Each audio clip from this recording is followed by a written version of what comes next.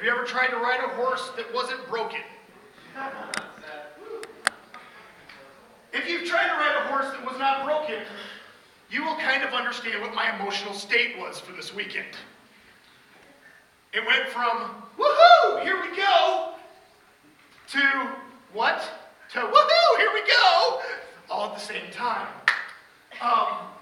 Started off coming into town. Hosanna, palm branches, everybody's happy. I think the time has finally come. The Messiah has come to overthrow the Romans. We are excited. This is the time. We have so much that we have heard about and all the things that we thought that were going to happen. And that's one of the things I also realized. Be very careful to put your own spin on what someone may say to you. Because just because you think you know what they're talking about, you find out later on, yeah, maybe. So we get into town, and Jesus says, go, find us this room, here's the guy, you need to follow him, he'll show you where to go, we can have a Last Supper. Get us food and drink, and get here. So we go up there, and I guess we call it Last Supper now. At that time, it was just a meal. So we go up there, and we finally everybody gets there, and we go up, and we start to just relax with each other, because it's a celebration. This is the Passover weekend. And we are just here to celebrate and hopefully overthrow the Romans. Because that's what I think is going to happen at this point. So we get up there, we're relaxed, we're sitting around, we kind of come in there, and then in our haste and planning, we had forgotten to get a servant. Just somebody, we could have paid, one of the kids that are running around on the street just to come up and wash our feet when we get here. And that's one of those things where I was like, oh. And with that whole thinking there was going to be a new kingdom, and we were going to be part of that, none of us wanted to be the person that was like, hey, I'll go wash their feet. Because I wanted to be at the right hand of Jesus. I wanted to be a leader, a ruler, in power. And so it kind of caused a disgruntled feeling in the group because nobody wanted to do it. And then Jesus disappeared. And here he comes with a little basin of water and a cloth to wash our feet. At first that felt very wrong to me. And in fact, when Jesus got to me, I told him, you're not washing my feet. There's no way that's happening. I should wash yours. And his response to me confused me. If I don't wash your feet, you will not be with me. And I told him to wash all of me, even though I had rejected what he seemed to have planned for me. At that point, when he told me, if you don't let me do this, my plan doesn't work. Please wash my feet, wash my hands, wash my head. Wash me. The evening continued after Jesus came back and we were eating. And he made some comments that were very strange to me.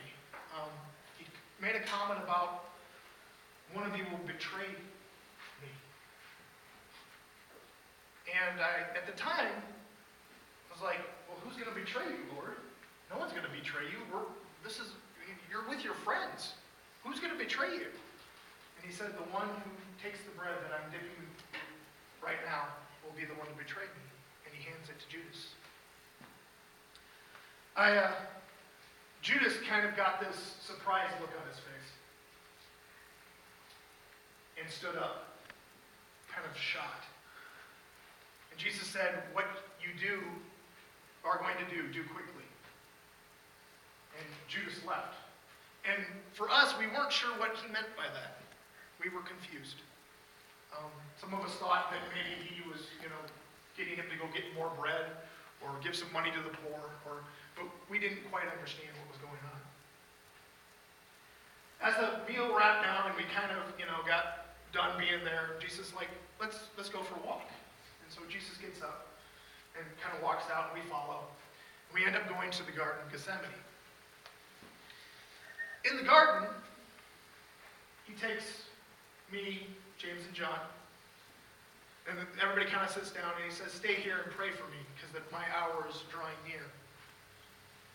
And I said, and then he took us three with him, and he said, please, please pray for me. And he goes off by himself. And at first, because I wasn't understanding it again, I was thinking, there's nothing really stressful going on. He's going to take over. It's going to be a new kingdom. So I kind of started to pray for him. But it was night, and it's dark.